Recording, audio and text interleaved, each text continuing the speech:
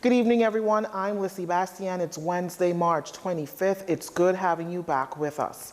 5 persons here in the Bahamas have now been confirmed with COVID-19, the latest coming from Grand Bahama, the first for the nation's second city. Health officials revealed yesterday that the latest patient, a woman, had no significant travel history and contact tracing is aggressively underway. The Ministry of Health has contacted the large majority of those who have been in contact with the initial case. The Ministry of Health Surveillance Unit in New Providence is working closely with Grand Bahama to carry out contact tracing for this final case, or 5th case. At this time, close to 200 people in the Bahamas have been tested for COVID-19 following the agreed international protocols. That was Health Minister Dr. Dwayne Sands, who says this case had no contact with the initial case, as with the other 3 cases who were all connected to the first patient. Now, health officials also gave some good news that the first patient was released from hospital yesterday. Dr. Sands says health officials continue to monitor the other 3 COVID-19 patients here in the capital who remain in isolation at home and do not require hospitalization. As the nation's second city is now a part of the pandemic, there are facilities used for care of COVID-19 patients, along with other protocols being put in place for the other family islands. The ministry has expanded its testing capacity. There are 1,750 test kits on New Providence, and the first 300 of 10,000 rapid kits have arrived in Nassau. An additional 2,500 are expected in New Providence this week. Just last week, health officials announced that there could be a possible surge of COVID-19 cases. There has been an expansion of the testing capacity. In Grand Bahama, we have taken possession of the Cancer Center to help facilitate care of COVID-19 patients who may require inpatient treatment on that island.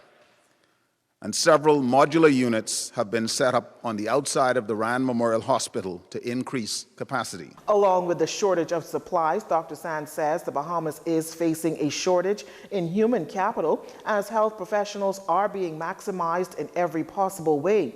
However, he told reporters just before the weekly cabinet meeting yesterday that new nurses are receiving their appointment letters and all hands are on deck in regard to former doctors and nurses being re-engaged. Like all government ministries, Dr. Sands wants Bahamians to take the steps to fight against COVID-19. In addition to the 5 confirmed cases of COVID-19, 3 persons are in quarantine.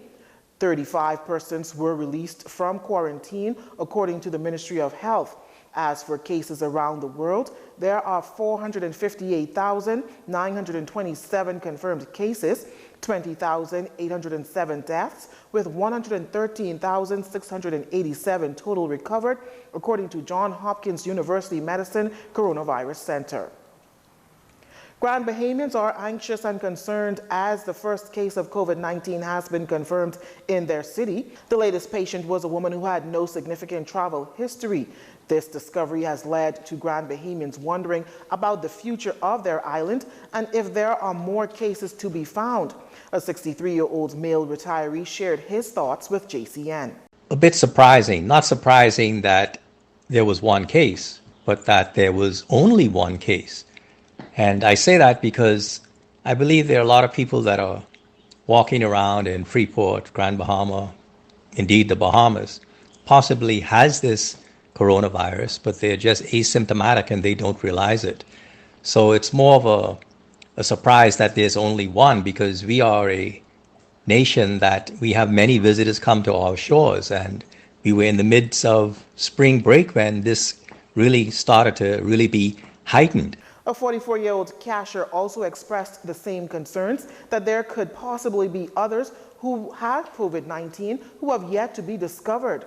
First of all, they are saying the person haven't traveled, so they had to be some carrier that brought it into them, or maybe their immune system built up and caused that effect. I don't know, but I was not shocked that it's in Grand Bahama, and I think we have more cases. And I feel like the government is not telling us exactly certain things. As it stands, many Grand Bahamians are still recovering from the effects of Hurricane Dorian from 2019. A 25-year-old psychology student who did not want to be recorded stated that not only did her island sustain a lot of structural damage, but emotional trauma from this horrendous hurricane. She says even though Grand Bahamians are rebuilding and working together to become stronger, they are still in a vulnerable state.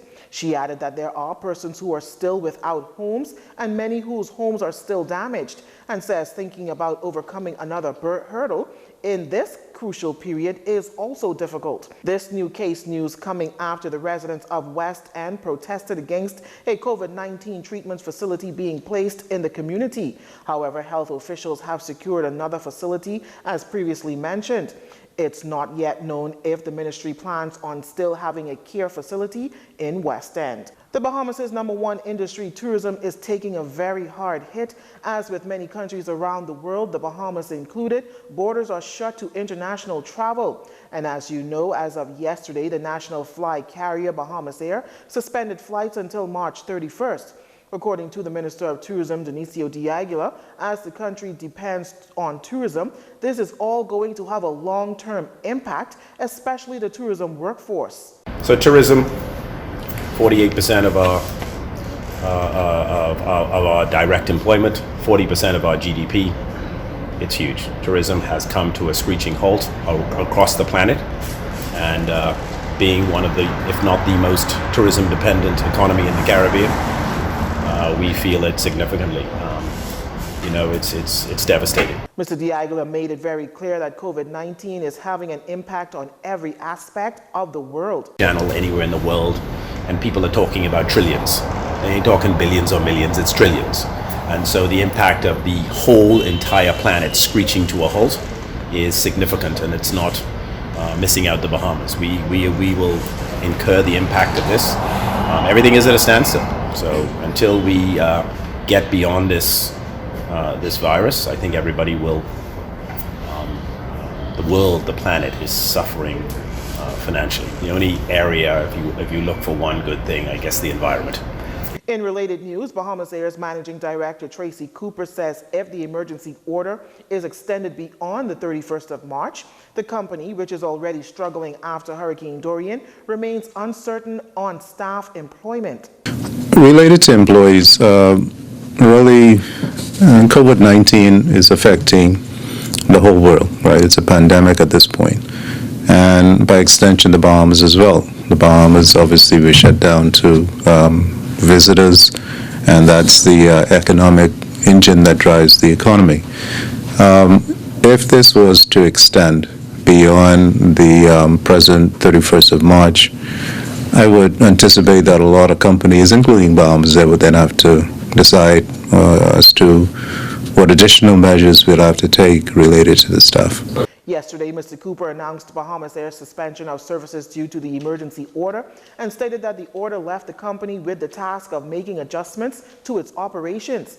But Mr. Cooper said the company has not made a final decision nor discussed any impending layoffs. Presently, there are only 4 cases, to my understanding, that are in the Bahamas, and we're taking these measures to make sure the government is, and by extension the country, taking these measures to make sure that it stays that way.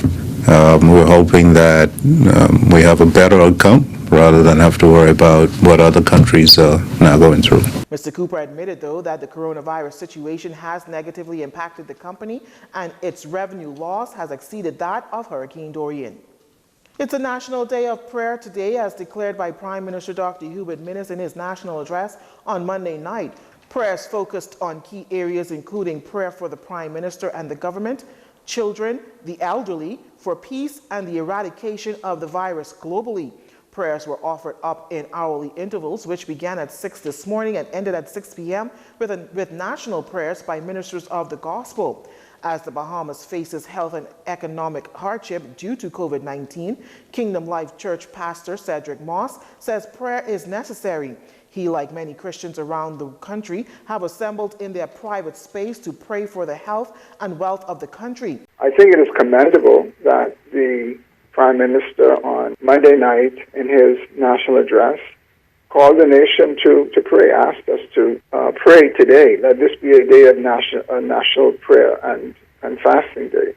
So that's commendable, and I do pray that we would have a similar response as the Ninevites did to the message to repent. Pastor Moss says prayers are necessary for the leaders of the country and those on the front line who are helping the nation through these difficult times. We certainly prayed for the Prime Minister and the other leaders for them to have wisdom and the courage to make the right decisions on our behalf. We prayed for all the health professionals who are on the front line, helping people, trying to help those who are infected to get well, and also protecting the health of others that they don't become infected. We prayed for the essential workers who are having to work, leaving families behind, and working under very distressful conditions.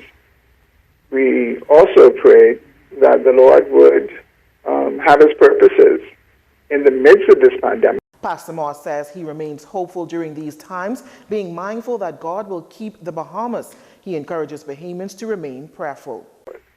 My hope is that even in the midst of all that's going on, God will take care of me because he's promised to do so.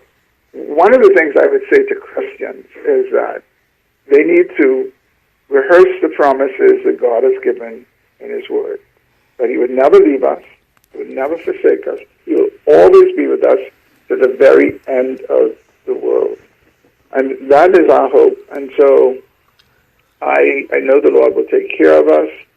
Sometimes what God does is he allows the channel to dry up so that we can truly see that he is our source.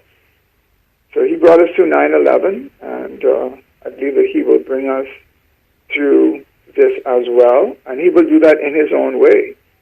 Pastor Moss said Bahamians should now ask themselves what is the essence of life, learn to manage the resources they have, and be confident that God will provide. You're watching JCN News. Stay with us. This segment of the news was brought to you by Alive.